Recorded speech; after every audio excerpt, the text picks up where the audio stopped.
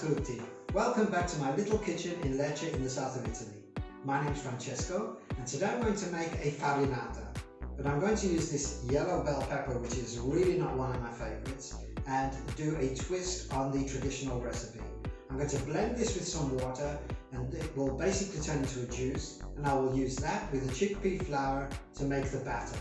I'm going to top it with some rosemary, anchovies, some chili and some red onion.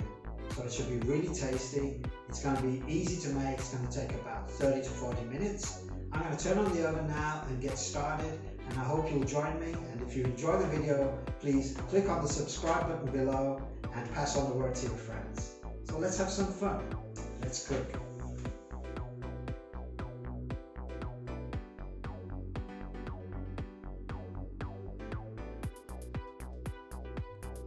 For today's recipe, you are going to need yellow pepper, chickpea flour, anchovies, chili, rosemary and red onion.